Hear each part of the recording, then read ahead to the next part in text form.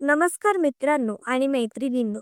तुम्ही कधी विचार केलाय की तुमच्या अगदी जवळ राहणारा, तुमच्या सुखदुःखात हसणारा आणि तुमच्या प्रगतीवर टाळ्या वाजवणारा माणूस खरोखरच तुमचा हितचिंतक असतो का? की त्या हसऱ्या चेहऱ्यामागे एक असा चेहरा लपलाय जो तुमच्या पडण्याची वाट पाहत आहे?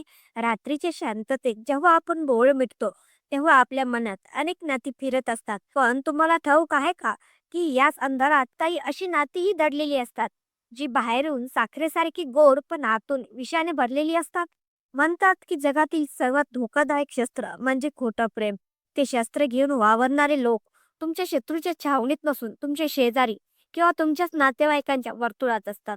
आजच्या या विशेष भागात आपण एका अशा सत्याचा उलगडा करणार आहोत जे ऐकल्यावर तुमच्या पायाखालची जमीन सरकेल. तुमच्या आयुष्यात आपलं म्हणणारे ही माणसं नेमकी कोण आहेत आणि ती कोणत्या क्षणी तुमचा घात करू शकतात हे रहस्य जाणून घेण्यासाठी तयार व्हा. कारण पुढची काही मिनिट तुमच्या आयुष्याकडे पाहण्याचा दृष्टिकोन कायमचं बदलून टाकणार आहेत. आपण ज्या समाजात राहतो तिथे एक मन फार प्रसिद्ध आहे. शेजारी हा पहिला नातेवाईक असतो, पण जीवनाचा अनुभव यावर एक वेगळा विचार मांडतो. जो माणूस तुमच्या घराच्या सर्वात जवळ असतो त्यालाच तुमच्या घराच्या कमकुवत भिंतीची सर्वाधिक माहिती असते. शेजारी आणि नातेवाईकांचे बाह्य स्वरूप हे अनेकदा एखाद्या आरशासारखं असतं, जे फक्त तेच दाखवतं जे तुम्हाला पाहायचं आहे. ते तुमच्या घरी येतात, तुमच्या चहाच्या कपाचा आस्वाद घेतात, पण त्यांची नजर मात्र तुमच्या घरात आलेल्या नवीन वस्तूवर किंवा तुमच्या मुलांच्या प्रगतीवर असते.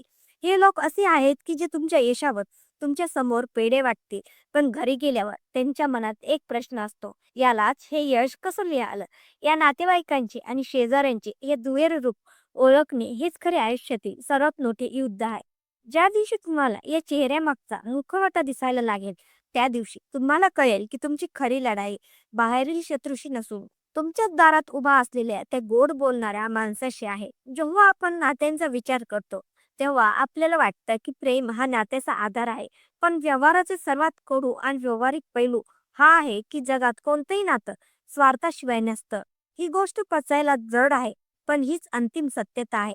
जेव्हा एखादा शेजारी तुमच्याशी खूप प्रेमाने वागतो किंवा एखादा लांबचा नातेवाईक अचानक तुमची विचारपूस करू लागतो, तेव्हा समजावं की त्याच्या मागे कुठेतरी एक अदृश्य गरज दडलेली आहे.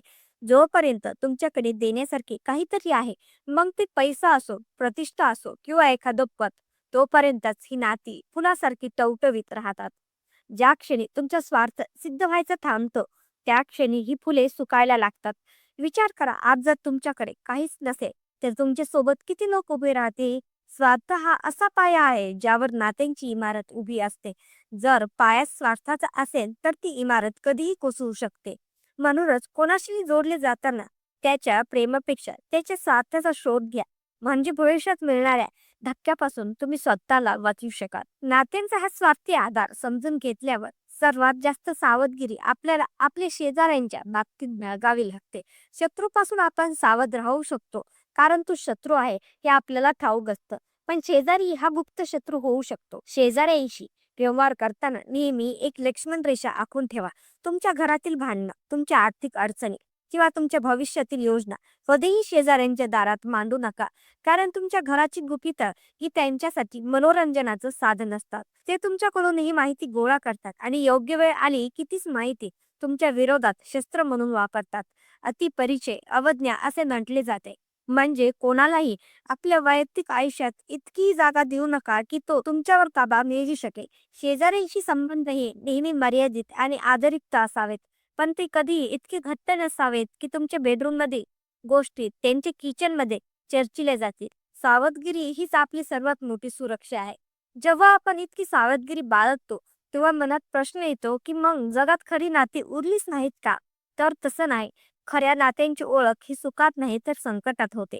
जेव्हा तुमची वेळ खराब असते, जेव्हा तुमच्या खिशात पैसे नसतात आणि जेव्हा अख्खं जग तुमच्याकडे पाठ फिरवतं, त्या अंधारात जे हात तुम्हाला सावरण्यासाठी पुढे येतात तीच तुमची खरी नाती असतात. उत्सव, संकट, दुष्काळ आणि स्मशान या चार ठिकाणी जो तुमच्या सोबत उभा असतो तोच तुमचा खरा सोबती आहे. बाकीचे फक्त आनंदाच्या क्षणी पार्टीत किंवा सेलिब्रेशन मध्ये दिसतात. ते केवळ हवामानाचे सोबती आहेत. खरी नाती रक्ताच्या नात्यापेक्षा जास्त विश्वासाच्या नात्यावर टिकून असतात. कधी कधी रक्ताचा भाऊ शत्रू होतो, तर कधी तर एखादा अनोळखी माणूस रक्ताच्या नात्यापेक्षा जास्त मदत करतो. त्यामुळे नाती रक्ताने नाही तर संकट समय दाखवलेल्या वर्तनाने पारखा. या नात्यांच्या जंजाळात स्वतःला हरवून न बसता जीवनाचा एक मंत्र नेहमी लक्षात ठेवा. तो म्हणजे आत्मनिर्भरता. जेव्हा आपण दुसऱ्यांकडून अपेक्षेचा हात धरतो तेव्हाच आपल्या दुःखाची सुरुवात होते. मग तो शेजारी असो किंवा जवळचा नातेवाईक. कोणाकडूनही मदतीची अपेक्षा करणे म्हणजे स्वतःची ताकद कमी करणे होय.